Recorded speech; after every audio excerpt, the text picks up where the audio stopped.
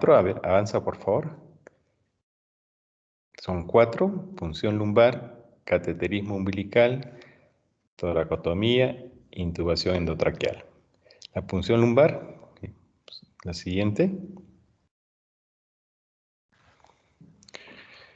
Básicamente es para hacer el diagnóstico de meningitis o de hemorragia subaracnoidea, ¿no? Entonces, meningitis o hemorragia.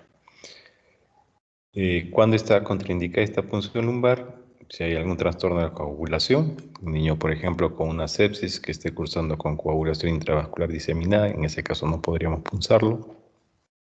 Si hay una infección de la piel en la zona lumbar, donde vamos a realizar la punción, y si el recién nacido estuviese cursando con una hipertensión endocraniana severa.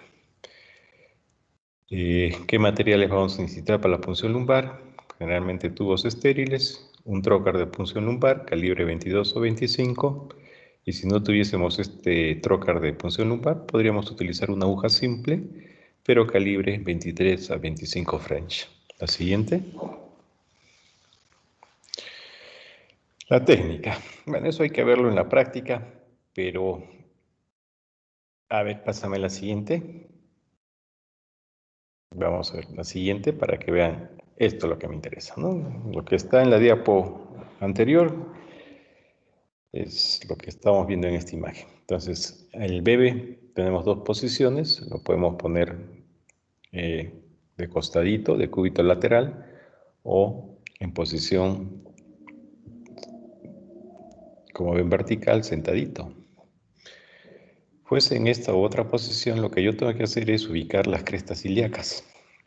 Palpo las crestas ilíacas y trazo una línea horizontal que une ambas crestas ilíacas. Y esa línea horizontal más o menos va a atravesar la vértebra L4. Y entonces yo debo hacer la punción en un espacio superior o inferior a esta línea horizontal, a esta vértebra L4 que le he identificado. O sea, debería ser la punción entre la L4 y L5, o entre la L4 y L3.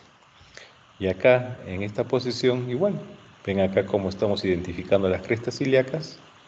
Trazo una línea horizontal, ahí donde está el dedo de la persona que va a hacer la punción, identifica la vértebra 4 y de ahí tiene que hacer la punción o arriba o abajo, en el espacio de arriba o de abajo.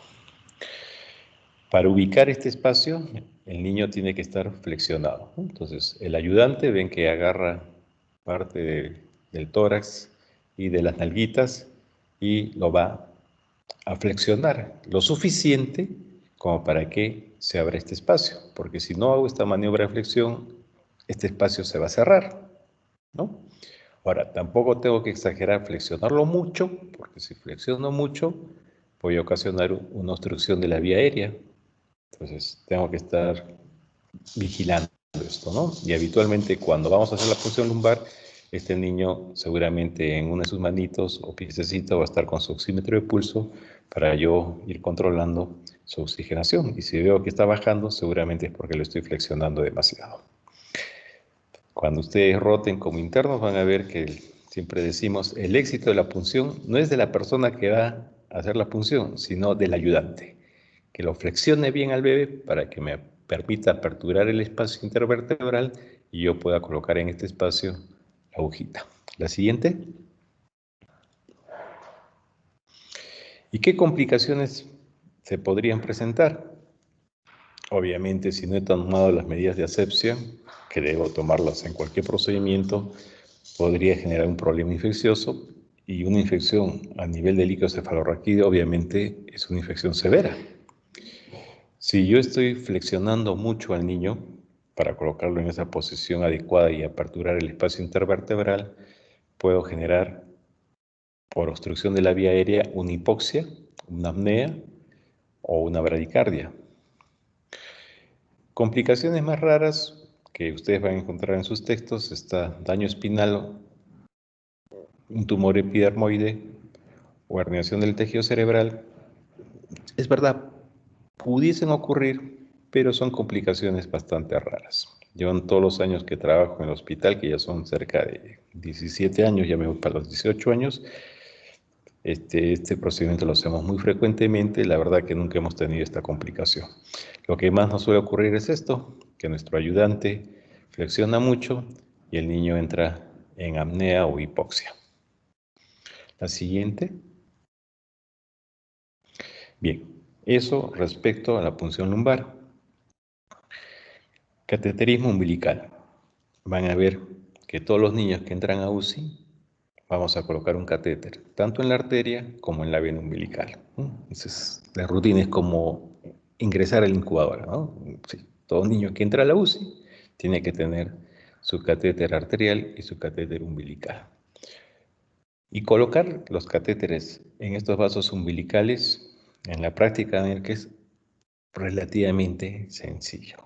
En cambio, colocar un catéter en una vena central, como les dije en la clase de nutrición parenteral, ya sea en la subclavia, en la yugular, eso sí, de verdad es un procedimiento difícil. Entonces, en cambio, en los vasos umbilicales es un procedimiento sumamente sencillo, que seguramente en la práctica lo van a ver que lo hacemos en menos, en la vena, seguramente no nos demandará más de 5 minutos, y en la arteria, ya si soy medio piña, no lo ubico bien, de repente me demandará 10 minutos. En cambio, un catéter, colocarlo en la subclavio yugular, podemos estar 15, 20, 30 minutos y a veces, después de todo ese tiempo, fracasamos. No logramos ubicar esta vena, estas venas grandes. Bien, arteria umbilical, indicaciones. Cuando quiero hacer un control frecuente de gases arteriales, un niño que está en la UCI, obviamente, seguramente voy a tener que hacer un control frecuente de esos gases arteriales, por consiguiente tiene que estar con este catéter. Si quiero hacer una monitorización invasiva de la presión arterial, si está en la UCI, seguramente lo voy a necesitar, pero también me sirve como un acceso vascular para administrar otro tipo de drogas ante la falta de otras vías. El material, bueno, siempre un vestuario estéril, necesito una cinta para ligar la base del cordón, bisturí, pinzas de curva y rectas, pinzas de punta curva y recta, una pinza Kelly. El catéter que voy a utilizar para colocarlo en la arteria umbilical generalmente debe tener un diámetro de 3.5 French. La siguiente.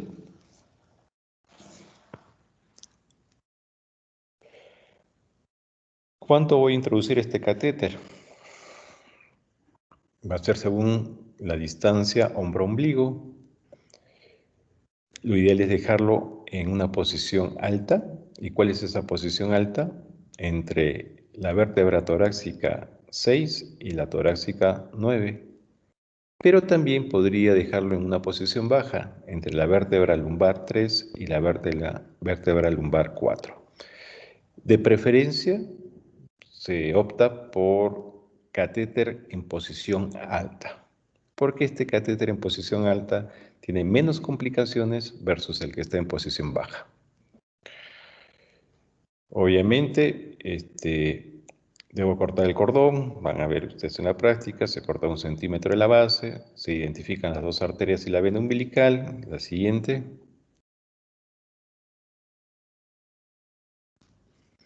Y una vez que identifico la arteria, acá tienen este diagrama, miren cómo es la vena, es una luz más grande, las arterias son luces más pequeñas,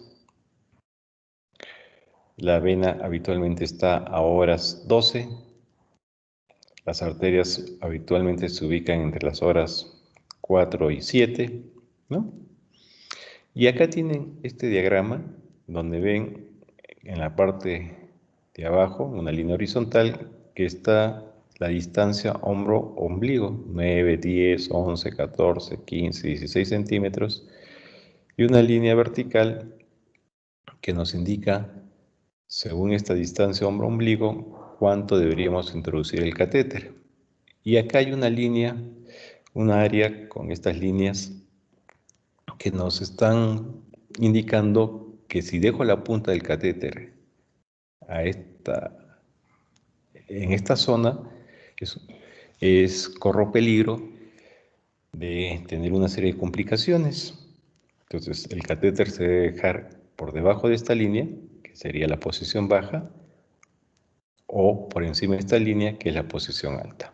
Entonces, si yo en un bebé mido la distancia hombro-ombligo, se me ocurre de 13 centímetros, entonces esta punta del catéter debería quedar por debajo de esta línea, que más o menos se corresponde a 8 centímetros, o por encima de esta línea, que más o menos se corresponde a 14 centímetros. O sea, debería estar por encima, debería introducirlo más allá de 14 centímetros o no más de 8 centímetros, ¿no? Para que esté o en la posición baja o en la posición alta.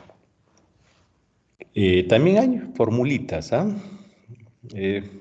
Las dos opciones son válidas. Nosotros en mi servicio habitualmente utilizamos estas tablitas donde tenemos que medir la distancia hombro-ombligo. La siguiente. ¿Y cuando yo sé que mi catéter está en buena posición? Habitualmente cuando aspiro, debo obtener sangre de manera fácil.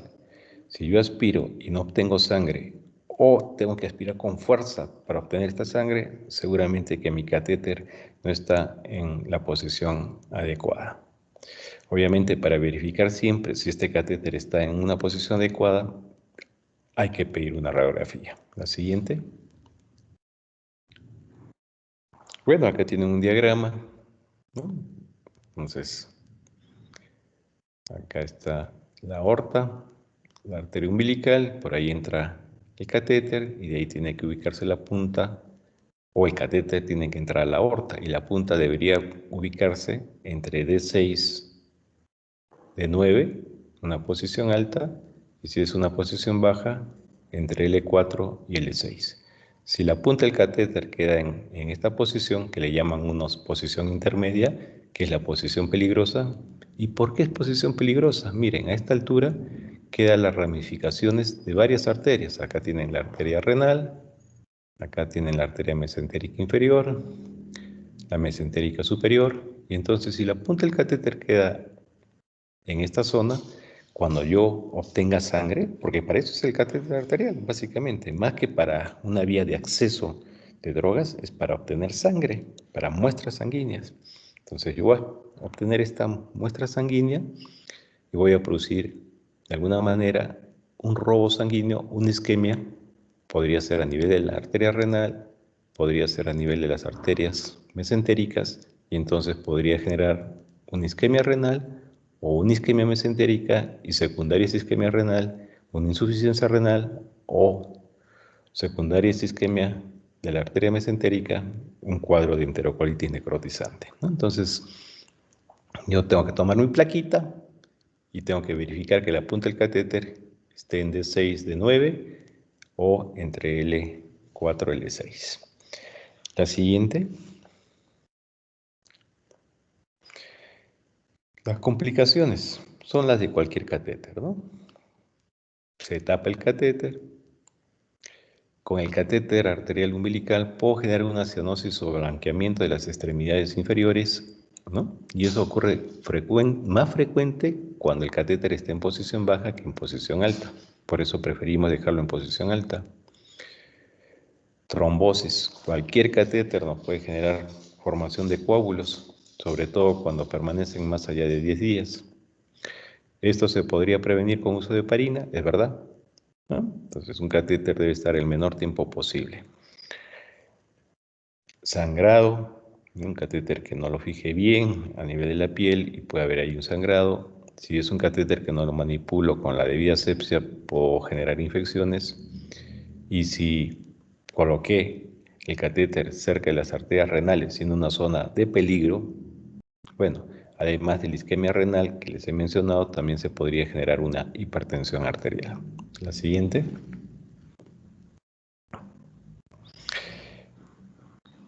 El catéter en la vena umbilical. ¿Cuáles son las indicaciones? Para hacer una exsanguinotransfusión, cuando hablamos de la clase de hiperbilirrubinemia, ¿no? Parte del tratamiento primero era fototerapia, y si no iba bien con la fototerapia, sanguinotransfusión, y la exsanguinotransfusión la vamos a hacer ¿en qué vena? La vena umbilical. Cuando tenga necesidad de un acceso vascular de emergencia, en la reanimación neonatal, ahí basta con introducir el catéter, como vamos a leer en el seminario, 3 a 4 centímetros, y por ahí ya puedo administrar mis drogas. Seguramente que colocar este catéter en la vena umbilical, como les digo, si soy lento, seguramente lo haré en 1 minuto, y lo más probable es que lo haga en segundos. Entonces, para la reanimación neonatal y tener un acceso vascular, ponemos un catéter en vena umbilical. Es facilísimo de colocar, fácilmente se ve la vena, no tienes ningún tipo de dificultad. Si vas a buscar un catéter en vena central tipo yugular, bueno, ya sabes que ahí te puedes pasar, mientras tratas de encontrar la vía, el niño se te muere. En general, la vena umbilical es para infusión de líquidos y medicamentos que se requieran por vía central, ¿no? Una vía gruesa. Podría ser como alternativa a la vía periférica si es que mi enfermera, mis licenciadas tienen dificultad para encontrar un acceso periférico. Es para también monitorear la presión venosa central. Y cuando estoy ante recién nacidos con cardiopatías congénitas serias, generalmente dependientes de ductus, y este ductus está por cerrarse, puedo hacer una apertura entre ambas aurículas o ventrículos a través de introducir un catéter en la vena umbilical, es lo que llamamos una cestostomía arterial con balón. La siguiente. El material va a ser el mismo que para el catéter arterial umbilical, pero en este caso el catéter que vamos a introducir en esta vena umbilical es más grande, de mayor luz. La arterial era 3.5 French, en el venoso va a ser 5 French. Y puede ser este catéter tener uno o más lúmenes.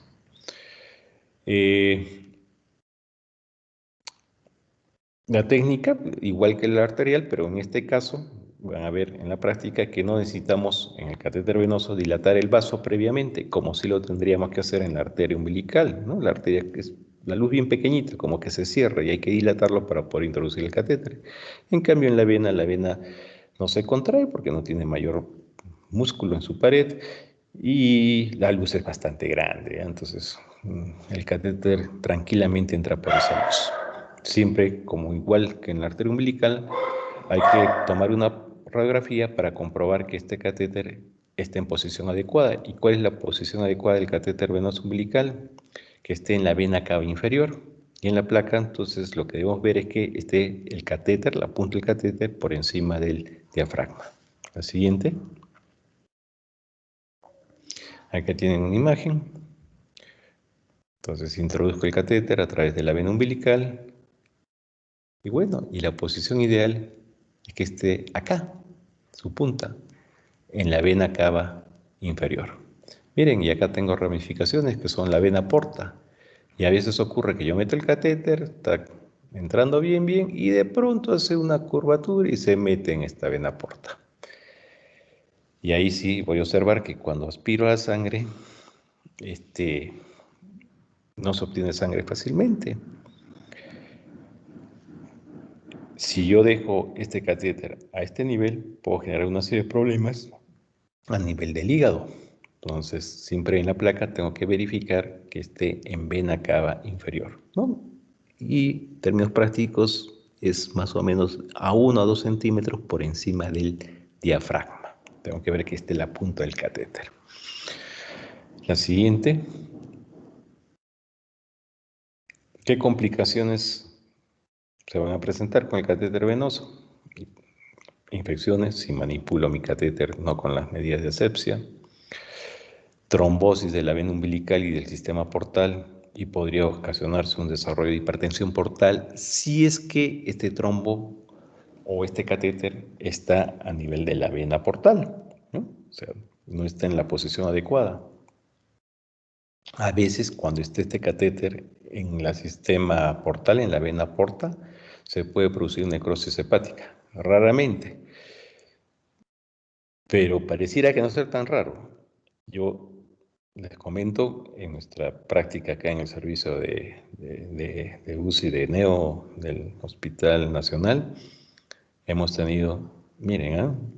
2 casos de necrosis hepática porque el catéter estuvo en mala posición, estuvo en la vena porta y a través de este catéter estuvimos administrando la nutrición parenteral.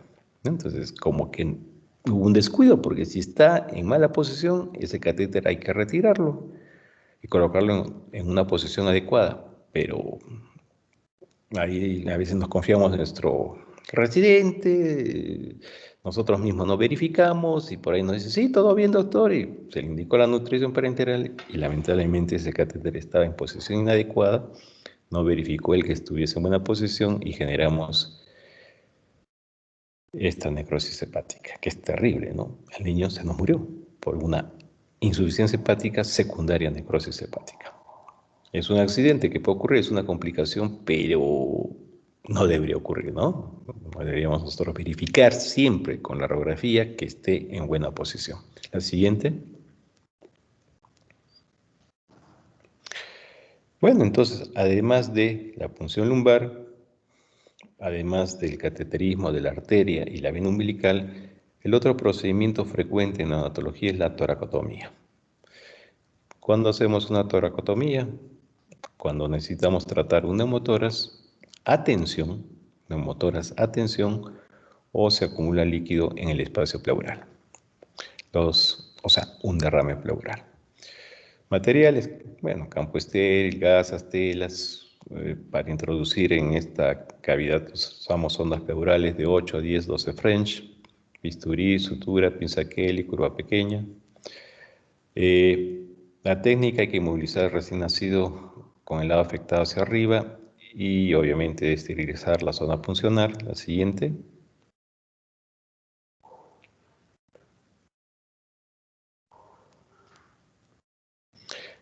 Y la siguiente, mejor en el diagrama les voy a explicar cómo es. Perfecto.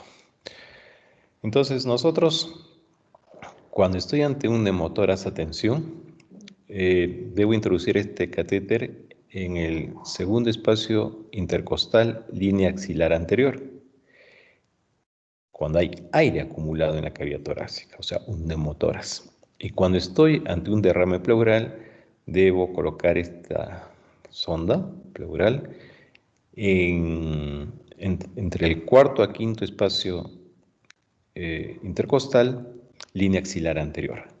Y debo entrar el catéter por el borde inferior de la costilla, porque en el borde superior está el paquete vasculo nervioso. Entonces pongo mi jeringuita con un poco de silocaína, anestesia, de ahí con el bisturí corto la piel, con una pinza Kelly aperturo este espacio donde que he cortado la piel y luego de haber aperturado este espacio con la pinza, por ahí introduzco mi sonda pleural. ¿Ah? Cuando uno atraviesa la pleura, ¿qué es esto? Va a tener una sensación de atravesar algo duro. ¿Ya? Van a ver que la pleura es un tejido duro.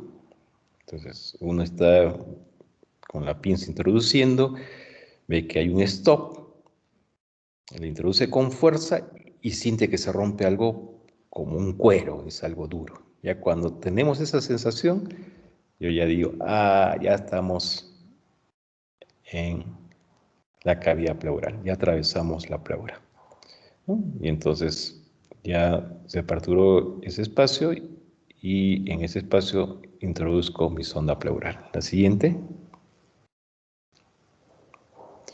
Aquí tienen un diagrama de un neumotórax a tensión en el pulmón izquierdo. Miren hasta dónde llega. Este pulmón derecho ok. Y cuando hay un neumotórax a tensión, ustedes van a ver que hay un desplazamiento de la silueta cardíaca hacia el lado contrario, ¿no? La silueta cardíaca debería estar más hacia el lado izquierdo, en este caso está más hacia el lado derecho porque hay un desplazamiento por este neumotórax. Miren acá cuando se atraviesa la pleura, pongo mi pinza, atravieso la pleura y abro la pinza y en el diagrama anterior no hemos visto, se ve que se retira la pinza, pero la otra opción es dejar la pinza ahí, atravesando la pleura y entre esa pinza coloco mi sonda pleural. ¿ya? Sin sacar la pinza para no perder el espacio. Las dos opciones son válidas. Nosotros en el servicio utilizamos esta técnica. Introduzco mi pinza, atravieso la pleura, ahí abro la pinza y entre ambas ramas de la pinza, por ahí introduzco mi sonda pleural. La siguiente. A ver, la anterior, por favor. La anterior. Entonces, cuando hay neumotoras a tensión, introduzco el catéter en el segundo espacio intercostal. Este sería el primero, segundo espacio intercostal, línea axilar anterior. Línea clavicular media. Línea clavicular media. Acá detecto mi clavícula. En el medio trazo una línea. ¿Y en qué espacio voy a introducir mi catéter? En el segundo espacio intercostal. Si este es el primero, más o menos acá estaría el segundo. Y si es un derrame pleural, voy a utilizar línea axilar anterior. La línea axilar anterior. ¿Y en qué espacio? ¿Cuarto o espacio o quinto espacio intercostal? ¿Ya? La siguiente, más frecuente en las unidades de neonatología es tener niños con neumotoras a tensión. Habitualmente son niños que están ventilados, y de pronto soy un poco agresivo en la ventilación mecánica y genero neumotoras a tensión. También solemos ver derrames pleurales, sobre todo con niños con hidrops no inmune, pero esta situación clínica es mucho menos frecuente que aquel recién nacido que esté ventilado por algún problema respiratorio serio y secundario a esa ventilación podría generar neumotoras a tensión. Complicaciones de este tubo de drenaje pleural: hemorragia, laceración o perforación pulmonar. De repente lo introduce mucho en mi sonda pleural y perforé pulmón. Y se puede generar un compromiso cardíaco, se podría tapar el drenaje y, como cualquier cuerpo extraño en mi organismo, si no tengo las medidas adecuadas de asepsia, puedo generar infecciones a través de esa sonda pleural. La siguiente.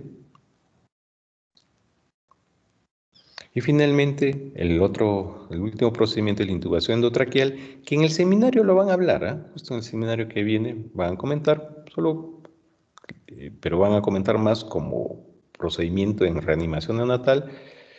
Acá les comento que la intubación puede ser en sala de atención inmediata, que generalmente es cuando en reanimación neonatal, cuando hay necesidad de ventilación a presión positiva por tiempo prolongado, cuando tengo una ventilación ineficiente con bolsa y máscara, o cuando tengo un diagnóstico prenatal de hernia diafragmática o sospecha de ella, desde que nace el niño, hay que intubarlo, no le puedo dar a ese niño ventilación a presión positiva, sino intubarlo y a través de ese tubo ya le doy ventilación a presión positiva, pero no le puedo dar ventilación a presión positiva con su mascarita nada más, si no voy a agravar el compromiso respiratorio.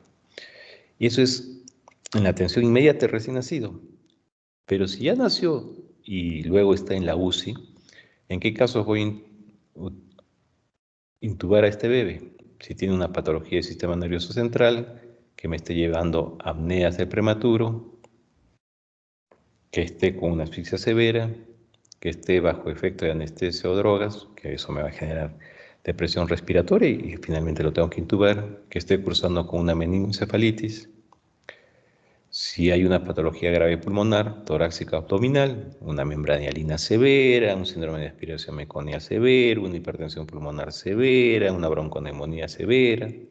Si tengo una patología cardiovascular, está con edema pulmonar secundario a una insuficiencia cardíaca, si estoy ante una hipertensión pulmonar persistente severa, si estoy ante un niño chocado, si tengo un niño con una cardiopatía congénita compleja, generalmente dependientes de ductos, también esas son indicaciones de que ese niño lo tengo que intubar y obviamente conectar a un ventilador mecánico. La siguiente.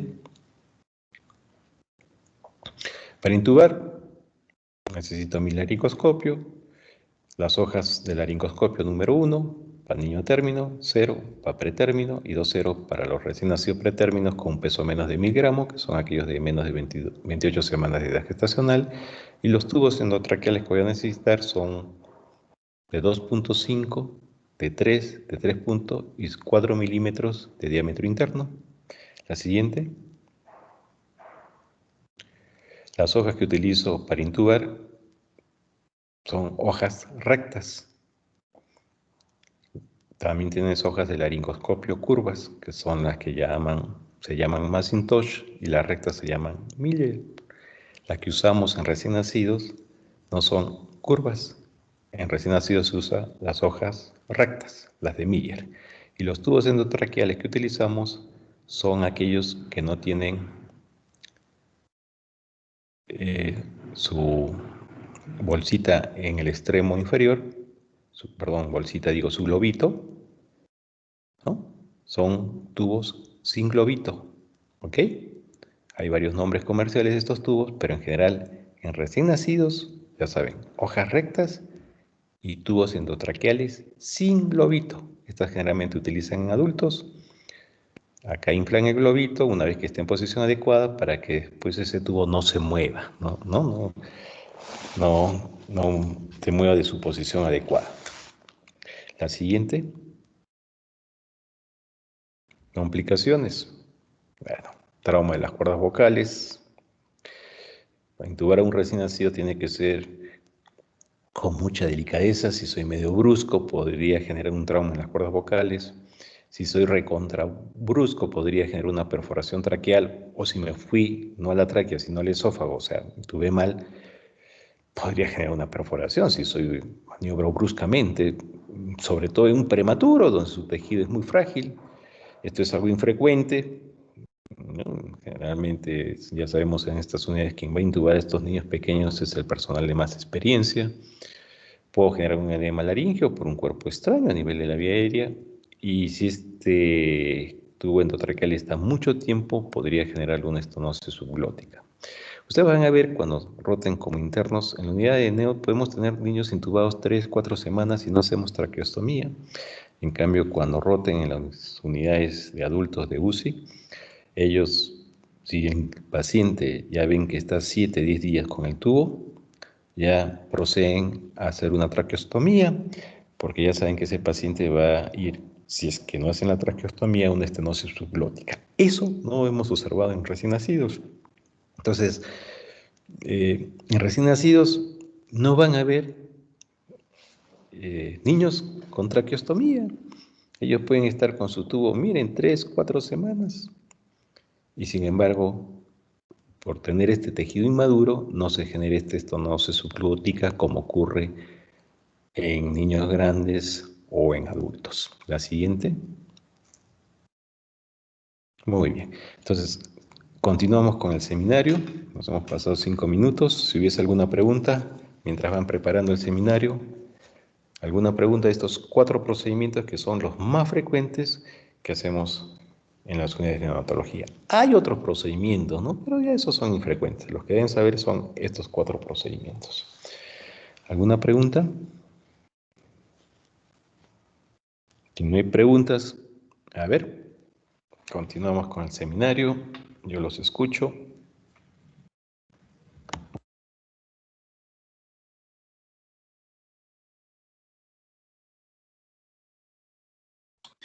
¿Se observan las diapositivas? Sí, yo las observo muy bien. Ya.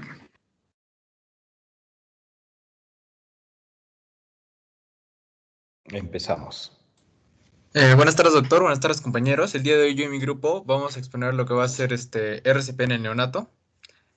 Somos el grupo número 14. Ahí están los nombres de todos nuestros integrantes. Siguiente diapositiva, por favor. Vamos a comenzar con los pasos iniciales para el video del recién nacido. Siguiente diapositiva. Vamos a ver que estos se encuentran resumidos en este flujograma, el cual estaremos desarrollando paso a paso en las siguientes diapositivas. Siguiente diapositiva, por favor.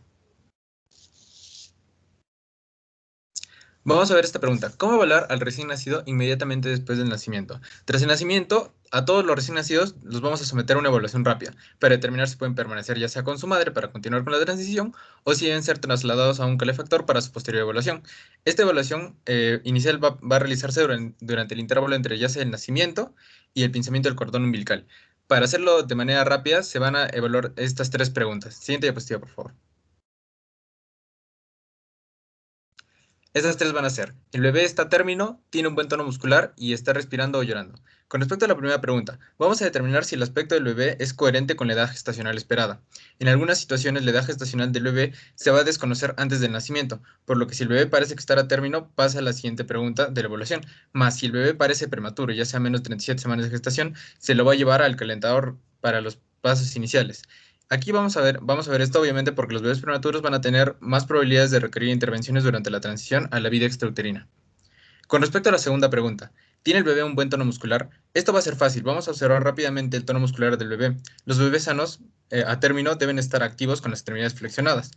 Por el contrario, los bebés, los recién nacidos que requieran algún tipo de intervención extra, van a presentar las extremidades flácidas y extendidas. Y con la tercera pregunta, ¿está llorando o respirando el bebé? Un llanto vigoroso es un claro indicador de un fuerte esfuerzo respiratorio. Si el bebé no llora, tenemos que observar el pecho del mismo para ver si es que está haciendo algún tipo de esfuerzo respiratorio. Aquí vamos a tener cuidado de no confundir este esfuerzo respiratorio con un jadeo, ya que el jadeo simplemente va a ser una serie de inspiraciones profundas, únicas o apiladas, que se van a producir en un contexto de un intercambio gaseoso, más si el bebé está jadeando va a requerir algún tipo de intervención y va a ser llevado igualmente al calentador. Siguiente diapositiva, por favor.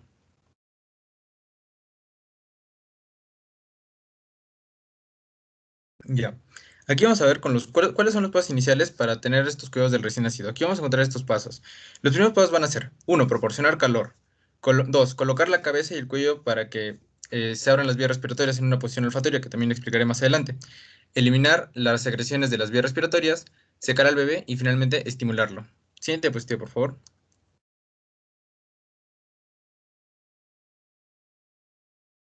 Ya. Aquí vamos a comenzar con la primera. Proporcionar calor.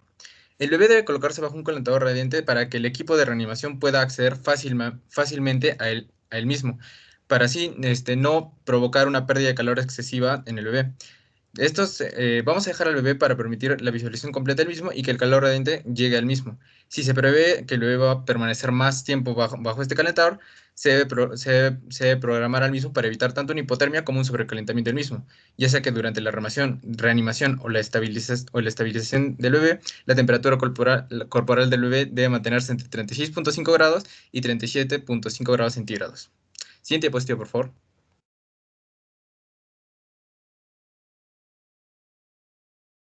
Vamos a colocar la cabeza y el cuello del bebé para abrir las vías respiratorias. El bebé debe colocarse boca arriba, supino, con la cabeza y cuello neutrales o ligeramente extendidos, en una posición olfatoria. Esta posición va a abrir las vías respiratorias y va a permitir la entrada del aire sin ningún tipo de restricción. Aquí en estos casos vamos a evitar la hiperextensión o la flexión del cuello, porque estas posiciones van a interferir con la entrada del aire mismo. Para ayudar a mantener esta posición correcta, incluso podemos ayudarnos con una pequeña toalla enrollada debajo de los hombros del bebé. Siguiente diapositiva, por favor.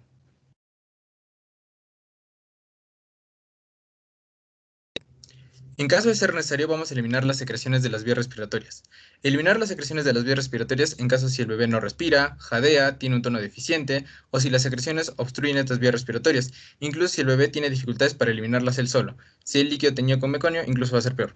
Las secreciones se pueden eliminar de las vías respiratorias superiores aspirando suavemente con una pera de goma. Igualmente, si el recién nacido tiene copiosas secreciones que salen de la boca, podemos girar la cabeza hacia un lado y esto permitirá que estas mismas secreciones se vayan acumulando en una mejilla, donde posteriormente podemos extraerlas. La succión breve y suave suele ser adecuada para eliminar estas secreciones. Vamos a succionar la boca antes que la nariz para asegurarnos de que el recién nacido no tenga nada que aspirar si jadea cuando se le succiona la nariz.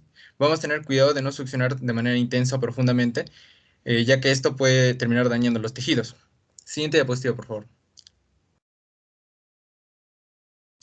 Finalmente vamos a pasar con el secado. La piel húmeda va a aumentar la pérdida de calor por parte del bebé, o sea, por el medio de evaporación, por lo que vamos a colocar al bebé sobre una toalla o manta tibia y vamos a secar suavemente cualquier líquido. Si la primera toalla se moja, la vamos a desechar y usar nuevas toallas o mantas frescas y tibias para continuar con el secado. Incluso si hay 2 personas presentes, la segunda persona puede secar al bebé mientras la persona coloca y despeja las vías respiratorias. El secado no va a ser necesario para los bebés prematuros, debido a que estos, inmediatamente después de salir, deben cubrirse inmediatamente con plástico polietileno. Las intervenciones utilizadas para reducir esta pérdida de calor en bebés ya la expondrán mis compañeros más adelante. Siguiente diapositiva, por favor. No, en esta. Vamos a pasar con el último paso, que va a ser estimular. Limpiar las secreciones del bebé en caso necesario y secar al bebé con frecuencia me va a proporcionar suficiente estimulación para iniciar la respiración. Si el recién nacido no tiene la respiración adecuada, una breve estimulación táctil adicional puede estimularla esta misma respiración, por lo cual vamos a frotar suavemente la espalda, el tronco o las extremidades del recién nacido. Igualmente, una estimulación demasiado vigorosa no va a ser útil y puede causar lesiones. Y por supuesto, cabe recalcar que nunca se debe sacudir al bebé. Siguiente diapositiva, por favor. Ahora les Bueno, voy a pasar con mi compañera que va a proceder con la siguiente parte de la exposición. sí, bueno, ahora para contestar, ¿cómo se evalúa la respuesta del recién nacido a los pasos iniciales? Entonces, se debe evaluar tanto las respiraciones y la frecuencia cardíaca para determinar si es que este bebé está respondiendo a los pasos iniciales. Esto se debe realizar como máximo en 30 segundos. Entonces, primero, si el bebé no tiene respiraciones espontáneas adecuadas y una frecuencia cardíaca de 100 latidos por minuto o más en el primer minuto después del nacimiento, entonces ya se debe de comenzar con la ventilación. Entonces, para evaluar respiraciones, se evalúa si es que el bebé está llorando o respirando. Si es que no respira o la respiración la tiene entrecortada, se procede directamente al BPP, a la ventilación presión positiva. Ahora, para ver el ritmo cardíaco. Si el bebé respira con eficacia, la frecuencia cardíaca debería ser por lo menos de 100 latidos por minuto. La evaluación, ya sabemos que se realiza utilizando un estetoscopio y se ausculta a lo largo del lado izquierdo del tórax. Y este es el método más preciso para hallar la frecuencia cardíaca. También podemos sentir las pulsaciones en la base del cordón umbilical, pero esta palpación es mucho menos precisa y puede incluso subestimar la frecuencia cardíaca real. Entonces, para hallar la frecuencia cardíaca, se tiene que contar 6 segundos y multiplicarlo por 10. Es decir, si es que yo escucho, por ejemplo, 12 latidos en 6 segundos, lo multiplico por 10 y mi frecuencia cardíaca sería 120 latidos. Ahora, si no se puede determinar la frecuencia cardíaca mediante un examen físico y el bebé no está vigoroso, se evalúa la frecuencia cardíaca ya con un oxímetro de pulso o ya conectándolo a un monitor de EKG. Siguiente, por favor. Ahora, después de los pasos iniciales, ¿qué debe hacer si el bebé no respira o la frecuencia cardíaca es baja? Se debe iniciar la BPP, la ventilación, si es que el bebé está en apnea o si es que el bebé respira bien, pero la frecuencia cardíaca es menor a 100 latidos por minuto. Siempre es necesario la ayuda adicional inmediata si es que ese es el único proveedor en el calentador y si es que el bebé no respondió dentro del primer minuto, ya no es apropiado continuar solo con la estimulación táctil. Siguiente, por favor. Y ahora, ¿qué se hace si es que el bebé está respirando y la frecuencia cardíaca es de al menos 100 latidos por minuto, pero el bebé parece persistentemente cianótico? Nosotros conocemos la cianosis. Es un término que se describe a la piel o las membranas mucosas con un tono azulado que es causado por la sangre mal oxigenada. Ahora, la cianosis, que está limitada a las manos y a los pies, se llama acrocianosis y es un hallazgo común en el recién nacido y no indica una saturación o una oxigenación deficiente. Ahora, la baja saturación de oxígeno que hace que, por ejemplo, los labios, la lengua, el torso del bebé se vean azules, se llama cianosis central. Los bebés sanos tienen cianosis central durante varios minutos después del nacimiento. Entonces, con todo esto llegamos a la conclusión de que la evaluación visual de la cianosis no es un indicador confiable de la saturación de oxígeno del bebé y no debemos usarlo de guía, ¿no?, para la terapia. Entonces, para esto, si es que se sospecha de una cianosis central persistente, se debe usar un oxímetro de pulso para evaluar la oxigenación del bebé. Entonces, las indicaciones para el oximetría de pulso sería cuando el bebé se anticipa la reanimación, para confirmar la percepción de cianosis central persistente, si es que se administra oxígeno suplementario o si ya se requiere la ventilación. Siguiente, por favor.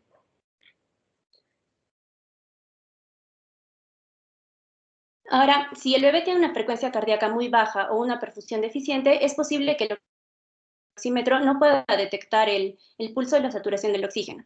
Entonces, debemos de colocar bien, ¿no?, el oxímetro de pulso porque es importante la buena evaluación de este. Entonces, se debe colocar el sensor, este debe estar orientado correctamente para que pueda detectar la luz roja transmitida. El corazón y el cerebro reciben sangre de una arteria que se une a la aorta antes del conducto arterioso, y esta sangre es a menudo conocida como la sangre preductal. Ahora, en la mayoría de los bebés, la arteria que riega el brazo derecho también se une a la aorta antes del conducto arterioso. Entonces, para medir la saturación de oxígeno de la sangre preductal, que está perfundiendo tanto el corazón como el cerebro, entonces se debe colocar el sensor del pulso oxímetro tanto en la mano o en la muñeca derecha. Ahora, ¿cuál sería el objetivo de esta saturación de oxígeno preductal? Como se ve en la tabla 3.1, ahí vemos, ¿no?, varios valores. Por ejemplo, después del nacimiento, un minuto después del nacimiento, debería estar en un 60-65% de la saturación, y así va aumentando hasta, por ejemplo, a los 10 minutos, cuando ya debería tener más o menos un 85-95% de saturación. Siguiente, por favor. Ahora, ¿cuándo está indicado el oxígeno suplementario y cómo se administra? Debe estar indicado cuando la lectura del oxímetro permanece por debajo del rango objetivo para la edad del bebé, la tabla anterior que les mostré. Entonces, se puede administrar oxígeno de flujo libre a un bebé que respira espontáneamente sosteniendo un tubo de oxígeno cerca de la boca y la nariz del bebé, ¿no? Como se ven en las imágenes. Obviamente, este oxígeno de flujo libre no es efectivo si es que el bebé no está respirando. También se pueden utilizar distintos dispositivos de administración de presión positiva, pero que estos ya serán evaluados más adelante. Siguiente, por favor. Bueno, y para también ajustar la concentración de oxígeno, que es importante, siempre es guiado de la oximetría de pulso, porque el objetivo de esto es evitar o es prevenir la hipoxia sin utilizar un exceso de oxígeno, ¿no? Y sin exponer al recién nacido a los posibles riesgos de la hiperoxia. Entonces, si el bebé continúa necesitando oxígeno suplementario después de los primeros minutos, ¿cómo se debe administrar? Entonces, siempre se debe intentar disminuir gradualmente la concentración de oxígeno hasta que el bebé ya esté dentro de los rangos, o sea, la saturación del bebé esté dentro de los rangos normales, ¿no? Siempre utilizar la oximetría de pulso para guiar la concentración de oxígeno, y el aire y el oxígeno que normalmente administrado de una fuente comprimida son fríos y secos. Entonces, para evitar la pérdida de calor, el oxígeno se debe administrar, bueno, calentarse y humedecerse, ¿no? Si el bebé ya tiene dificultad para respirar o su saturación es baja, ya debe considerarse el CPAP o la ventilación. Siguiente, por favor. ¿Qué hacer si es que el bebé tiene dificultad para respirar o la saturación de oxígeno sigue persistentemente baja? Entonces ahí ya se considera la CPAP, que es un método de apoyo respiratorio que utiliza una presión de gas baja continua para mantener abiertos los pulmones de un bebé que respira espontáneamente. Y solo se debe considerar si es que el bebé está respirando y la frecuencia cardíaca es de al menos 100 latidos por minuto. Siguiente, por favor. Y bueno, finalmente, la presencia de líquido amniótico teñido con meconio cambia el enfoque de los pasos iniciales. La presencia de este líquido, del líquido amniótico teñido con meconio puede indicar sufrimiento fetal. Entonces, esto aumenta el riesgo de que el bebé necesite reanimación después del nacimiento. Entonces, tenemos dos casos, ¿no? Líquido teñido de meconio y un recién nacido vigoroso, que tiene un buen esfuerzo respiratorio y un tono muscular bueno. Entonces, simplemente se deja con la mamá para recibir los pasos iniciales del cuidado del recién nacido y simplemente solo se limpia las secreciones con una pera. Por el otro lado, tenemos el líquido teñido de meconio y un recién nacido no vigoroso, es decir, respiración deprimida, tono muscular deficiente. Entonces, ahí sí se lleva el bebé al calentador radiante y ahí se realizan los pasos iniciales del cuidado del recién nacido.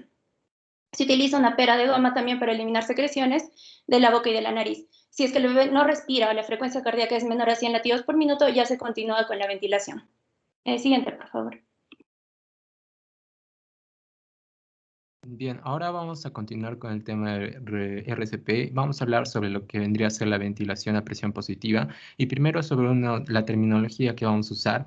Entonces vamos a hablar sobre qué es la expresión expiratoria máxima o pico, PIP, que vendría a ser la presión más alta administrada con cada respiración. El PEP, que es la presión positiva al final de la expiración, que vendría a ser la presión del gas que se mantiene en los pulmones entre las respiraciones cuando se recibe respiraciones asistidas. Por otro lado, la presión positiva continua en las vías respiratorias, que también vendría a ser la presión de gas que se mantiene en los pulmones entre las respiraciones, pero esto cuando se respira espontáneamente. Y la frecuencia o la tasa en realidad que va a ser la cantidad de respiraciones asistidas por minuto y el tiempo inspiratorio IT que va a ser la duración de la fase inspiratoria en cada respiración con presión positiva por segundo. Y además señalar que la ventilación por presión positiva es el paso más importante y eficaz en la reanimación neonatal. Siguiente. Bueno, vamos a hablar sobre los tipos de dispositivos de la reanimación, que son tres. Primero vamos a hablar sobre la bolsa autoinflable o que también se le llama AMBU. Esta se llena espontáneamente, por lo que es necesario apretarla y liberarla para que ésta expulse el gas. Está conectada a oxígeno o no y no requiere gas comprimido o un sello hermético. La frecuencia que estará determinada por la frecuencia con que se va a apretar esta bolsa, el tiempo inspiratorio por la rapidez con la que se aprieta y el PIP con la fuerza con la que se va a apretar. Además, se puede administrar presión positiva al final de la expiración si es que ésta se conecta a una válvula adicional. Además de que la mayoría de estas bolsas cuentan con una bolsa de escape que va a limitar la presión máxima. También tenemos la bolsa de inflado por flujo o bolsa de anestesia. Esta más bien sí va a estar conectada a una fuente de gas comprimido y va a estar, se requiere que esté sellada. La frecuencia de la misma manera se determina por la frecuencia con que se va a apretar, el tiempo inspiratorio por la rapidez, y más bien el PIB por la fuerza con que se va a apretar, pero también el equilibrio entre la cantidad del gas que fluye a través de esta bolsa y escapa a través de una válvula de control flujo. Recordando que esta, como bien dice su nombre, está inflada por un flujo de gas. Siguiente.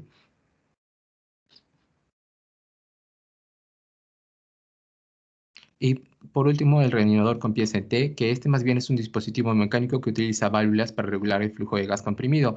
Este requiere una fuente de gas comprimido, como ya había dicho, y más bien para la oclusión y la liberación de la abertura de escape de gas que tiene va a determinar que se pueda ventilar. Esta abertura va a estar en la porción superior de este. La frecuencia, como está determinada por la frecuencia con que se va a ocluir esta abertura que ya he mencionado, el tiempo inspiratorio por el tiempo que la abertura está ocluida, y el PIB va a estar determinada por el control de dos diales que vemos en la imagen derecha. Uno de estos diales vendría a ser el control de la presión inspiratoria y el otro el control de el alivio de presión máxima. Siguiente. ¿Cuáles son las indicaciones para la ventilación con presión positiva?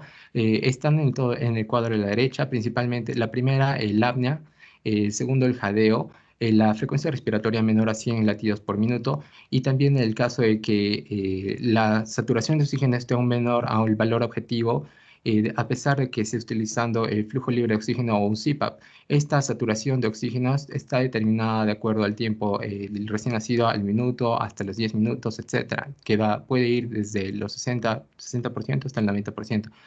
También considerar que debe iniciarse dentro del primer minuto la ventilación presión positiva, y que también es importante pedir ayuda de inmediato si uno está solo para realizar una mejor evaluación con respecto a lo que es la pulsioximetría o si no la evaluación de la elevación del tórax, entre otros. Siguiente.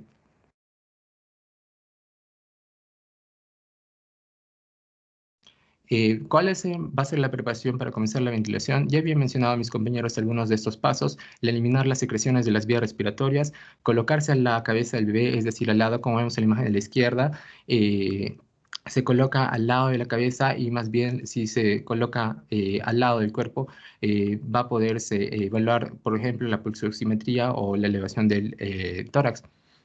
Y también posicionar la cabeza y el cuello del bebé, que en una posición del bateo que está ligeramente extendida, como se ve en la imagen también.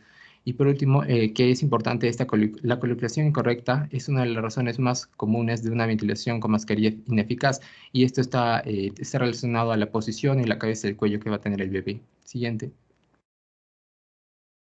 La colocación de la mascarilla, primero tenemos que seleccionar la mascarilla correcta, que tiene que tener el tamaño apropiado. Pueden ser de dos tipos: las de tipo redondo, que son las que se ven arriba, y las de tipo anatómico, que se ven abajo.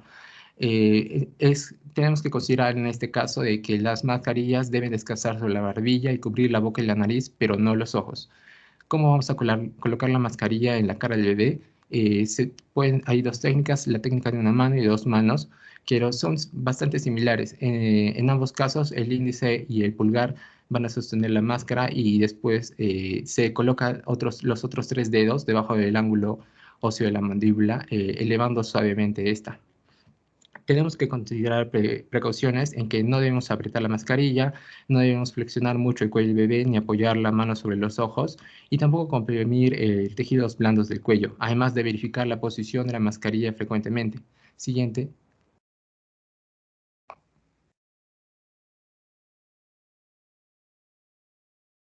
Y por último, vamos a hablar sobre los parámetros a considerar en esta ventilación a presión positiva. En la concentración de oxígeno en mayor o igual a las 35 semanas de edad gestacional, a un 21%, y en menores de 35 semanas de 21 a un 30%, el flujómetro a 10 litros por minuto, y también, como ya había mencionado, es necesario para la evaluación, una mejor evaluación, el uso de un sensor de oxímetro de pulso. Acá también está la saturación de oxígeno de acuerdo al tiempo de nacido, de 1 minuto a 10 minutos, como ya había mencionado, la frecuencia de ventilación de 40 a 60 respiraciones por minuto, y la presión, que más bien la presión inspiratoria pico o máxima, de 20 a 25 centímetros de agua, y más bien un recién nacido a término podría necesitar un poco más de 30 a 40 centímetros de agua. Y después, esto es más bien solo es inicial, porque después se puede disminuir. En el caso que se utilice una presión expiratoria, presión positiva al final de expiración puede ser de 5 centímetros de agua.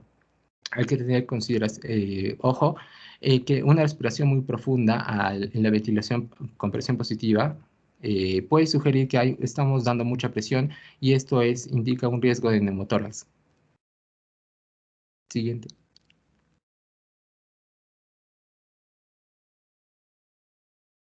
Bien, ahora pasaremos a hablar acerca de la ventilación con presión positiva. Sabemos que después del nacimiento el líquido pulmonar fetal dentro de los alvéolos debe reemplazarse con aire para que se pueda producir el intercambio de gases.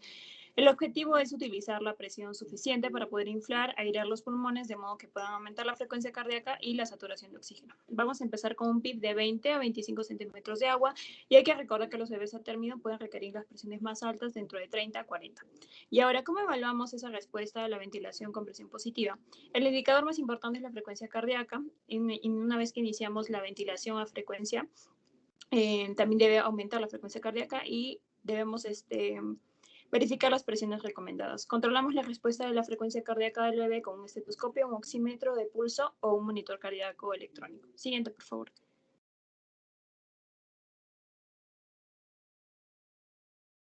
Bien, lo que vamos a hacer son dos evaluaciones separadas de la respuesta de la frecuencia cardíaca del bebé por la ventilación de la presión positiva. Su primera evaluación va a determinar si la frecuencia cardíaca del bebé va a aumentar con esta ventilación. Siguiente, por favor.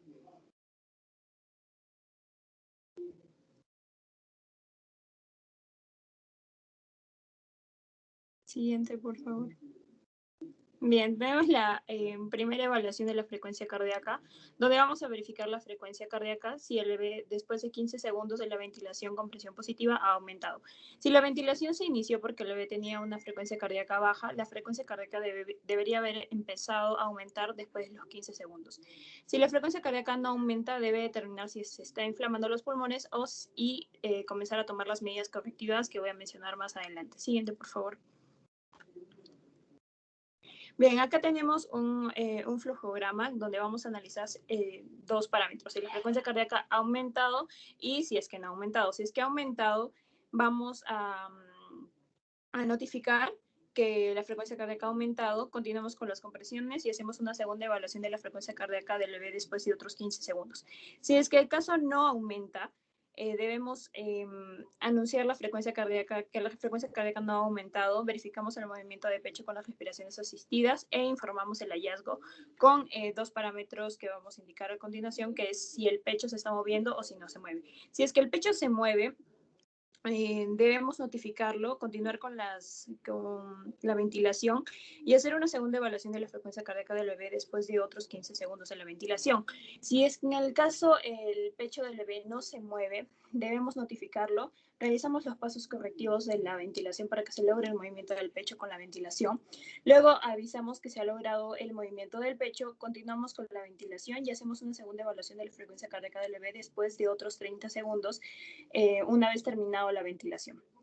Y bien, ¿cuáles son estos pasos correctivos de la ventilación? Vamos a utilizar los pasos de Mr. Sopa o en español, que bueno, las razones más probables para que esta ventilación con mascarilla sea ineficaz son por tres razones: la fuga alrededor de la mascarilla, la obstrucción de las vías respiratorias y la presión de la ventilación sea insuficiente.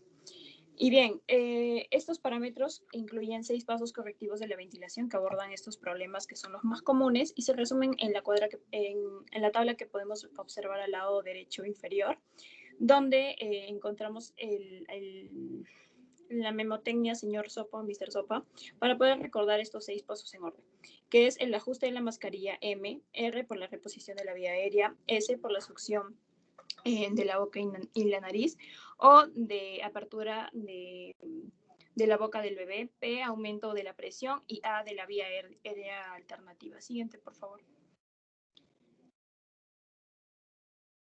Bien, pasamos a lo que es la segunda evaluación de la frecuencia cardíaca y verificamos si la frecuencia cardíaca del bebé después de unos 30 segundos de la ventilación ha inflado o no los pulmones. Siguiente, por favor. Acá vamos a evaluar si la frecuencia cardíaca por latidos por minuto.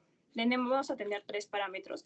El primero es la frecuencia cardíaca, si es mayor o igual a 100 latidos por minuto, donde vamos a verificar que la ventilación asistida ha sido de éxito. Continuamos con la ventilación a un ritmo de 40 a 60 respiraciones por minuto. Controlamos el movimiento del pecho, la frecuencia cardíaca y el esfuerzo respiratorio del bebé y ajustamos la concentración de oxígeno según sea necesario para la oximetría del pulso. El segundo parámetro o clasificación es si la frecuencia cardíaca es menos de 60 latidos por minuto, entre 60 a menos de 100 latidos por minuto, ¿no?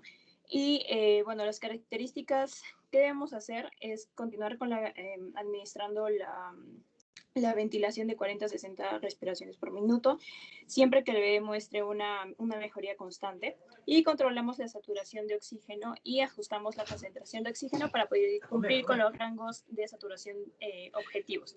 Luego, el tercer parámetro es la frecuencia cardíaca inferior a 60 latidos por minuto. Si esta situación es poco común, de hecho, y ocurre cuando el corazón no puede responder solo a la ventilación, requiere un apoyo adicional para poder llevar la sangre oxigenada a las arterias coronarias. Y consideramos algunos parámetros, que son la reevaluación rápida de la técnica de la ventilación, un ajuste de concentración de oxígeno para poder alcanzar la saturación objetivo para el bebé, y finalmente utilizamos las medidas correctivas y notificarlo para poder manejarlo. Siguiente, por favor. Bien, vamos a continuar con lo que es la vía aérea alterna. Siguiente, por favor. ¿Cuándo está indicado la intubación endotraqueal? Va a estar indicado cuando no se produce mejoría clínica con la ventilación a presión positiva o cuando se requiere un acceso rápido a las vías respiratorias. ¿Esto qué implica? Estabilización del recién nacido con sospecha de hernia diafragmática, necesitamos administrar surfactante o se necesita realizar una succión traqueal directa si la vía aérea está obstruida por secreciones espesas. Siguiente. En cuanto al equipo, vamos a necesitar un mango para el laringoscopio, hoja recta, tubo endotraqueal, un monitor de CO2, catéteres de succión, esparadrapos, cinta métrica, tijeras, aspirador de secreciones, estetoscopio, dispositivo para ventilación con presión positiva y tubos para mezcla de aire y oxígeno, pulsioxímetro y una jeringa de 5 centímetros. Siguiente. En cuanto al tubo endotraqueal, va a estar en milímetros y que va a depender del peso del recién nacido y de la edad gestacional. Si este recién nacido tiene un peso inferior a 1 kilo y una edad gestacional inferior a 28, va a ser de 2.5 milímetros. Si el recién nacido tiene entre 1 y 2 kilos y una edad gestacional de 28 a 34 semanas, va a ser de 3 milímetros. Y si es superior a los 2 kilos y superior a las 34 semanas, utilizaremos un tubo endotraqueal de 3.5 milímetros. Siguiente.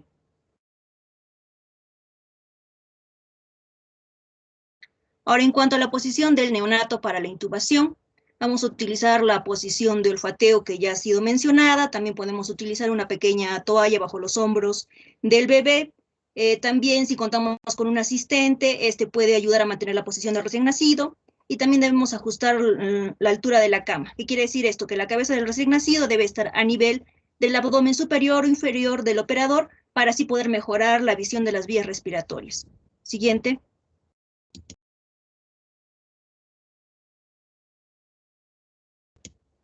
Tanto la sobreextensión como la flexión del cuello no van a permitir una correcta visualización de la vía aérea. Ahora, si el rollo que hemos utilizado bajo los hombros del recién nacido es demasiado grande o el cuello está demasiado extendido, lo que va a ocurrir es que la glotis se va a elevar por encima de la línea de visualización.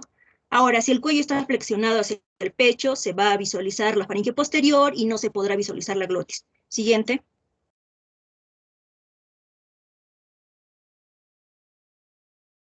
En cuanto al procedimiento, se debe sostener el laringoscopio con la mano izquierda, mientras que con la derecha se va a estabilizar la cabeza del recién nacido.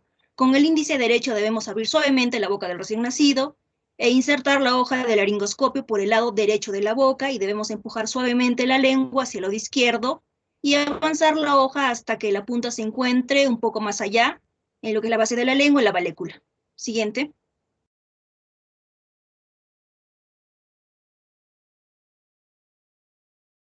Debemos levantar el laringoscopio en la dirección en la que se coloca el mango mover la lengua para exponer la glotis, inclinar la punta de la hoja muy ligeramente para levantar la epiglotis. En este proceso se tiende a realizar un movimiento de balanceo de la muñeca. Este movimiento no debe realizarse porque puede dañar tanto la encía y los labios del recién nacido. Siguiente.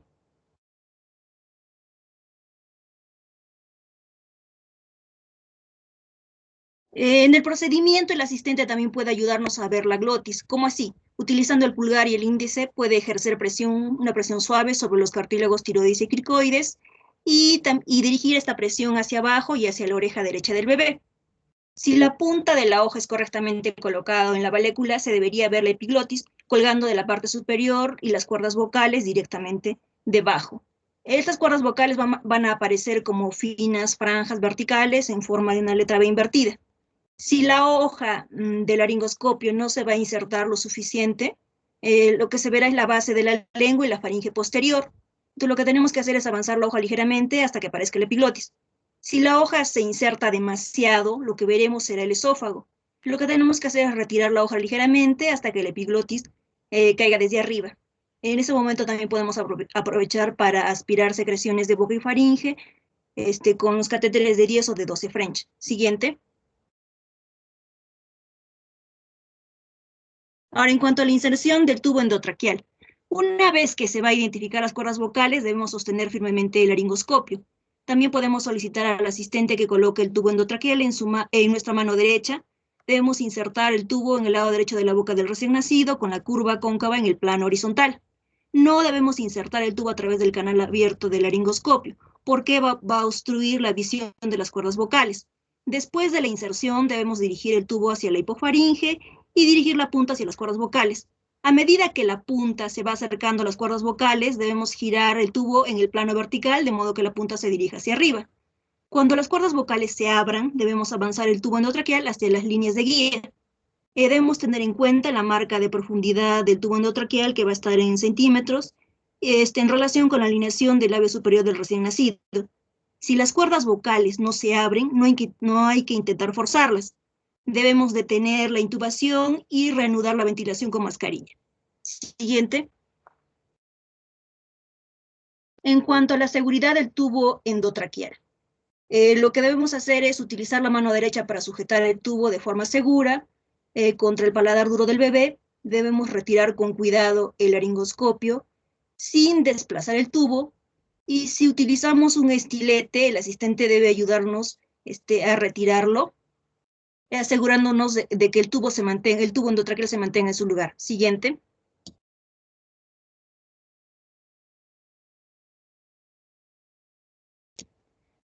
El asistente debe conectar el detector de CO2 y un dispositivo de presión positiva al tubo endotraqueal. La misma persona también puede sostener el tubo endotraqueal y el dispositivo de presión positiva para evitar accidentes de extubación.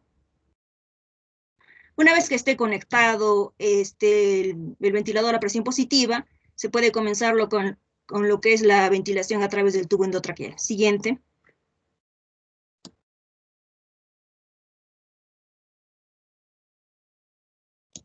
¿Cuánto tiempo debe durar el procedimiento de intubación? Los pasos de intubación deben completarse en aproximadamente 30 segundos.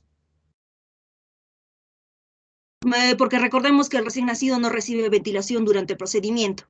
Ahora, si los signos vitales del recién nacido empeoran durante el procedimiento, ya sea que se presente bradicardia severa o disminución de la saturación de oxígeno, es preferible detenerse y reanudar la ventilación con presión positiva con una máscara y luego intentarlo de nuevo.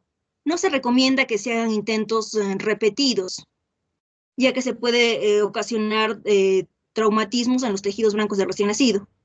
Ahora, si los intentos iniciales no tienen éxito, debemos evaluar, solicitar la asistencia de otro experto. Y también podemos colocar una máscara laringea o continuar con ventilación con mascarilla.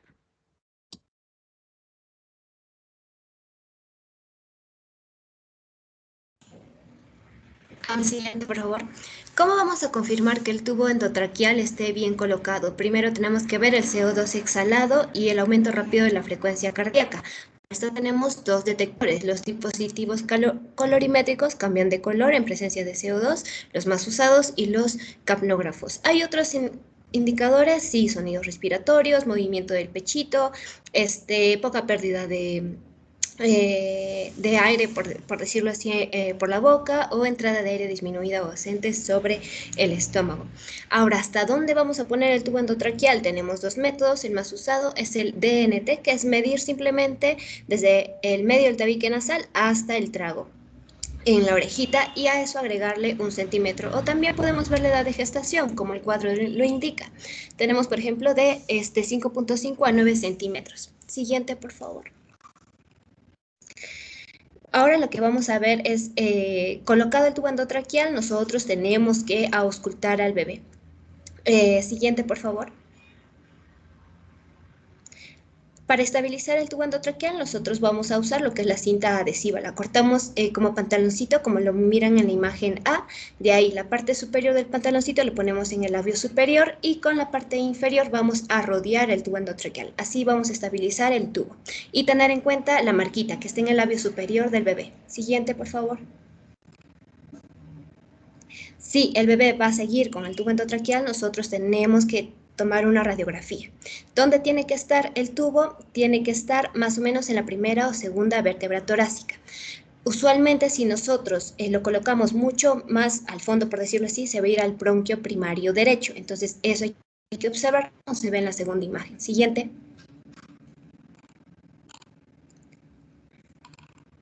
Siguiente, por favor. Ya está. Para consideraciones especiales, ¿qué pasa si mi bebé no está mejorando a pesar de que hemos hecho todo correcto? Tenemos que pensar en que hay secreciones que están obstruyendo la vía aérea. ¿Qué podemos hacer? Poner un catéter de succión, o también podemos aplicar el aspirador de meconio. Así el bebé va a poder reaccionar mejor. Tenemos que tener en cuenta que el bebé, si no está mejorando, puede haber un desplazamiento del tubo endotraqueal, puede estar obstruida la vía aérea, puede haber un neumotórax, o puede ser falla del equipo. Siguiente, por favor.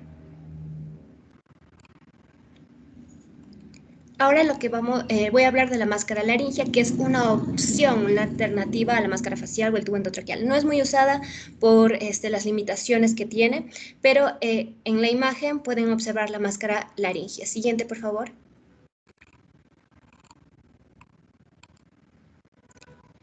¿Para cuándo se usa la máscara laringia? Vamos a usarlo, por ejemplo, cuando hay anomalías congénitas que afecten la boca, el labio, la lengua, el paladar, una mandíbula pequeña o una lengua grande, en el caso del síndrome de Pierre-Robin, la trisomía 21, o cuando todos los métodos que hemos utilizado antes no me sirven. Entonces, es de última instancia. Como les dije, hay limitaciones porque no podemos succionar secreciones, no podemos poner medicamentos intratraqueales, utiliza altas presiones de ventilación, lo cual se puede escapar el oxígeno, por decirlo así, y no se puede usar en recién nacidos muy pequeños. Siguiente, por favor. Entonces hay un procedimiento para usarlo. Tenemos que usar guantecitos, tenemos que inspeccionar el dispositivo, tenemos que inflar, primero desinflar el manguito, tenemos que lubricar. Algunos lubrican la mascarita, otros no. Colocamos la cabeza en posición de olfateo, agarramos la mandíbula del pequeño, ingresamos el dispositivo que esté siempre pegado al paladar duro y metemos más o menos hasta el esófago. Siguiente, por favor. ¿Cuándo vamos a retirar la máscara laringia? Cuando el bebé pueda respirar, por decirlo así, que el bebé establece respiraciones espontáneas. Y siguiente, por favor. ¿Y qué complicaciones puede haber? Traumatismos en el tejido blando, laringoespasmo o distensión gástrica. Entonces, por eso no es muy utilizado la máscara laringia. Siguiente, por favor. Ahora va a pasar a exponer mi compañero. Eso ya lo nombré. Siguiente, por favor.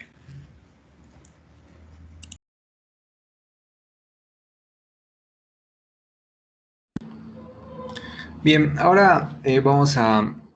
Bueno, si han estado prestando atención a la exposición, más o menos se han dado cuenta de que al momento básicamente todo ha girado en torno a la ventilación. Y bueno, en sí es porque eso es el primer paso y es lo más importante al momento de hacer la reanimación. Así que ahora explicaremos lo que es las compresiones torácicas. Primero, ¿cuándo vamos a comenzar a realizarlas? Se dice que vamos a comenzar cuando la frecuencia cardíaca es menor a 60, después de al menos 30 segundos de ventilación a presión positiva que infle los pulmones, como ya se explicó. Y también en la mayor parte de casos es necesario de algunas medidas complementarias, como un tubo endotraqueal o de la máscara laringea, que justo se acaba de explicar. Y bueno, entonces acá está lo mencionado. Entonces, digamos que las compresiones torácicas se encontrarían después de hacer muchos pasos previos respecto a la ventilación y otras medidas. Y una vez que se llega aquí, como ya mencioné, cuando la frecuencia cardíaca es menor a 60, después de eso, entonces se va a proceder a realizar las compresiones torácicas. Bueno, lo primero que tenemos que tener en cuenta es la posición. En la posición, primero la posición de las personas. Generalmente vamos a necesitar 2 personas o más. Por ejemplo, una que se encargue de la ventilación o de hacerlo, lo que ya se mencionó en la exposición anteriormente, y otra persona que se encargue de las compresiones en sí, de las compresiones torácicas. Y bueno, esta persona generalmente va a comenzar al lado del bebé para brindar facilidad a la persona que inserte el tubo o los dispositivos en la vía aérea que sean necesarios. Y después van a cambiar de posición para que brinden más espacio, para que, por ejemplo, se pueda tener un acceso a través de un catéter venoso umbilical. Y bueno, la compresión va a ser realizada en el tercio medio, en el tercio inferior del esternón, perdón. Y más o menos si nosotros trazamos una línea imaginaria entre los pezones, pues la parte del esternón que queda por debajo de esa línea sería el lugar donde colocamos los pulgares.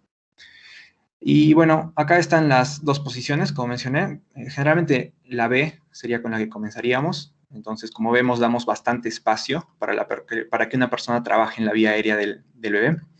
Y después, al cambiar de posición, estar en A, vemos que damos bastante espacio para que se pueda tener un acceso a una vía umbilical. Bueno, ahora, hablando de la profundidad va a ser de 1/3 del diámetro antero-posterior del tórax. Y vamos a hacer presión con nuestros pulgares. Las manos, el resto de las manos, simplemente van a ser para sujetar al bebé, pero no es para realizar la compresión activa del tórax, sino la compresión se va a hacer con los pulgares y hacia abajo.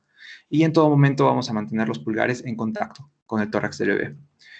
Y por último, ¿cuál va a ser la frecuencia? La frecuencia va a ser 90 compresiones por minuto y vamos a dar 3 compresiones y una ventilación en cada ciclo de 2 segundos. Esa va a ser la frecuencia con la cual vamos a dar las compresiones.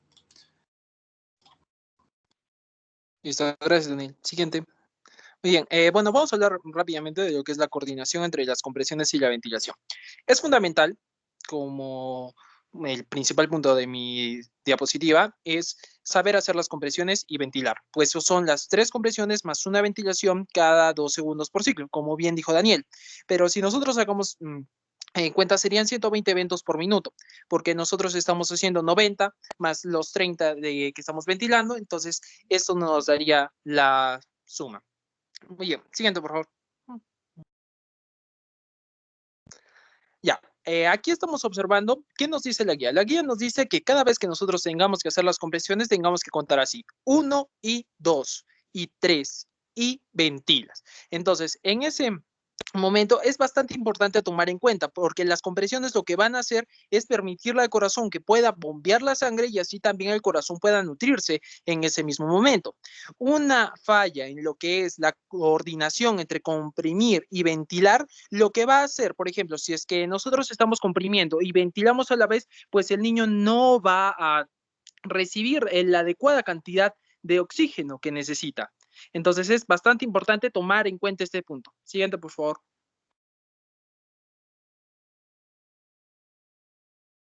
Oye, hablando de lo que es el corazón neonatal, recordemos que nuestro corazón se nutre en diástole, pero es gracias a las compresiones que se le da al niño que el corazón va a llegar a nutrirse en lo que es la compresión, se relaja el corazón y aumenta la presión de perfusión coronaria. Esto es bastante importante y a tomar en cuenta, porque nosotros tenemos que observar que también está la función cardiovascular del neonato. Entonces, lo que nosotros tenemos que hacer es sacar un electrocardiograma. Este electrocardiograma que estamos viendo allí, el niño puede llegar a presentar lo que es una sistolia o también puede llegar a presentar lo que es una actividad eléctrica sin pulso. Es por eso que, como dijo Ana Lucía al comienzo de la exposición, es fundamental ponerle lo que es el pulsoxímetro en la mano derecha o en el dedo derecho para poder ver qué tal está llegando esta sangre preductal. ¿Qué ocurre si es que hay interrupciones?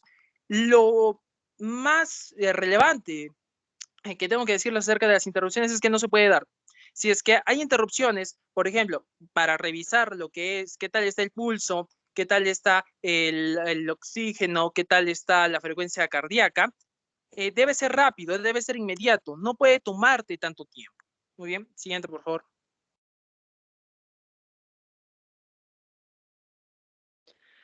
Ya, este es un esquema que realicé para resumir básicamente varias preguntas que nos hace lo que es la guía. Primero tenemos que comprimir y ventilar al paciente. Tenemos que hacer que llegue desde un comienzo a lo que es 100% de oxígeno. Al hacer lo que es las compresiones coordinadas con la ventilación, es decir, 3 compresiones y una ventilación cada 2 segundos, se tiene que verificar a los 60 segundos. ¿Qué se tiene que verificar? Se tiene que verificar la frecuencia cardíaca. La frecuencia cardíaca tenemos que ver si es mayor o si es menor a 60 latidos por minuto. Si es mayor a 60 latidos por minuto, vamos a también ver lo que es la saturación de oxígeno. Pero tenemos que tomar en cuenta que este valor de saturación de oxígeno debe ser confiable, ya que en un comienzo puede que varíe y no nos dé una respuesta fidedigna de cuánto está saturando. También es importante recordar cuándo vamos a parar la oxigenación. Paramos la oxigenación cuando disminuimos la oxigenación, no la paramos, sino la disminuimos, cuando tiene más de 60 latidos por minuto y cuando tiene esta saturación confiable. Si es que no tiene una adecuada frecuencia cardíaca, entonces tenemos que seguir con las compresiones y poner un tubo endotraqueal. Allí tenemos que hacernos diferentes preguntas, más que todo verificando la calidad con la que se está realizando el RCP. Si es que la calidad del RCP es buena, tenemos una buena compresión, una buena ventilación, hay una buena coordinación, se está dando oxígeno, se está administrando oxígeno al 100%, si es que se está realizando adecuadamente la compresión, disminuyendo lo que es el tórax en 1/3, entonces tenemos que pensar que el problema no es por nuestras compresiones. Entonces tenemos que dirigirnos a pensar si es que sigue persistiendo esos latidos por minuto menores de 60, entonces vamos a tener que poner un acceso central. Siguiente.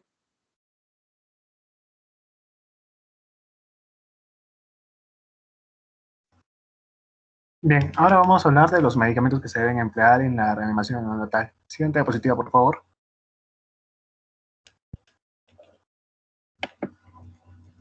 Bien, es necesario hablar de la epinefrina, que va a ser el fármaco más importante. Este es un estimulante cardíaco y vascular, que lo que va a hacer es provocar la constricción de los vasos sanguíneos fuera del corazón, lo cual va a contribuir a aumentar el flujo en las arterias coronarias.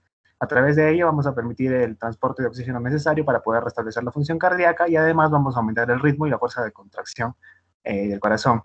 La concentración que se debe usar o la que está descrita es una dilución de 1 en 10.000 o lo que es igual a 0.1 miligramos por mililitro. Las vías de administración pueden ser intravenosa o intraósea, que son las que se prefieren por sobre la endotraqueal. La endotraqueal solamente puede ser realizada mientras está en camino de realizar el proceso de canalización para un acceso intravenoso e intraóseo. La preparación está descrita según la guía, que se debe cargar una jeringa intravenosa o intraósea con 1 mililitro de epinefrina para su administración. Y en caso se use la endotraqueal, que sería el paso previo mientras se realiza la canalización, se pueden emplear de 3 a 5 mililitros en la carga, ¿no? Otra cosa es la dosis que se le va a administrar al paciente. Siguiente diapositiva, por favor.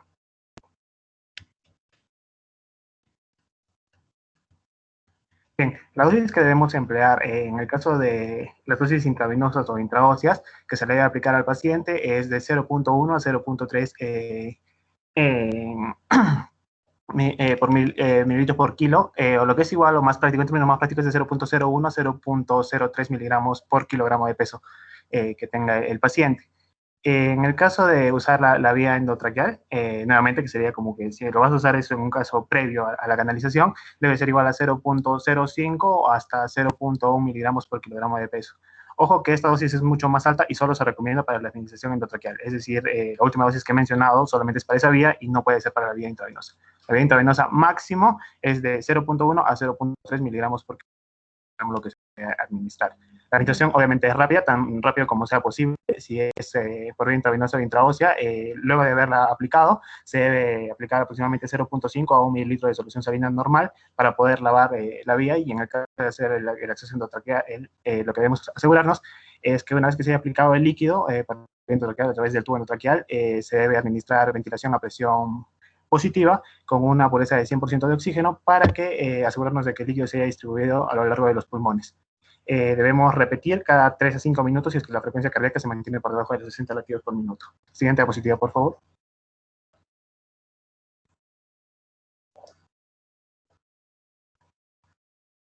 Bien, dentro de los pasos que debemos seguir después de haber administrado la epinefrina, básicamente aquí para resumir lo que tenemos que hacer es evaluar la frecuencia cardíaca al minuto después de haber administrado.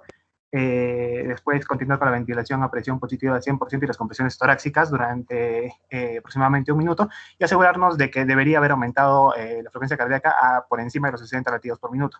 Si es que no ha mejorado, pues entre 3 y 5 minutos después debemos aplicar nuevamente otra dosis. Esto se puede repetir hasta 2 o 3 ocasiones, pero si vemos que no reacciona, pues lo más recomendable es ya suspender la administración del medicamento, porque el paciente probablemente no vaya a reaccionar. La respuesta puede tardar más tiempo o puede no producirse. Si se administra por vía endotraqueal, como dije, esto solamente podría haberse realizado previamente al acceso por vía intravenosa. Entonces, si solamente se ha aplicado endotraqueal, se debería recurrir rápidamente a una vía intravenosa para procurar una respuesta satisfactoria del paciente. Debemos comprobar también que los pulmones deban estar ventilándose adecuadamente, por lo tanto debe haber el movimiento del pecho. La instalación del tubo endotraqueal o de una máscara laríngea debe considerarse fuertemente si es que no se ha hecho hasta ese momento, y las compresiones torácicas deben estar a una profundidad correcta, que es aproximadamente 1/3 del diámetro anteroposterior del tórax. Entonces, si hemos cumplido estos pasos, debería haber funcionado. En caso de no haber funcionado, debemos evaluar otras causas. Siguiente diapositiva, por favor.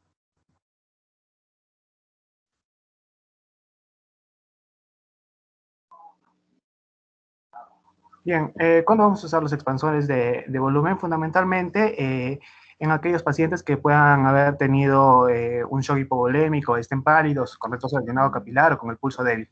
En estos casos, pues que hay signos de shock, sí, debemos administrarlo. Cuando no hay evidencia de pérdida de sangre, pero sospechamos que el paciente está en shock, también se deben administrar los expansores.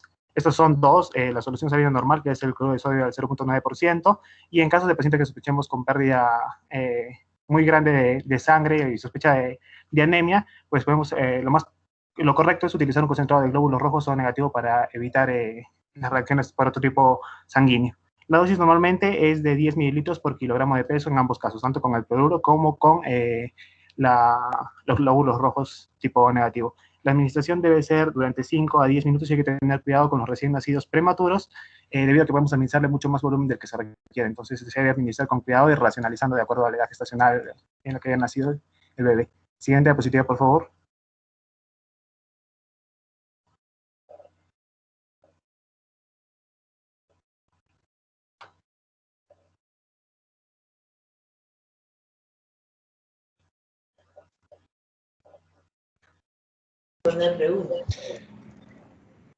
Hola, terminaron, ¿no? ¿Cierto? Sí, ya acabamos nuestra presentación. Pero preciso, 3:30, los felicito, exactamente en la hora. Me parece que lo han hecho bien. Lo que no vamos a tener es tiempo para preguntas. Ya las haré las preguntas en el examen. Entonces, ahora sí conéctense con la doctora Cam, que es recontrapuntual, para que no reniegue. Lo han hecho bien, muchachos, los felicito. Ya nos vemos. Chao. Sí, doctor, muchas gracias. Hasta luego. Chao. Lo han hecho bien.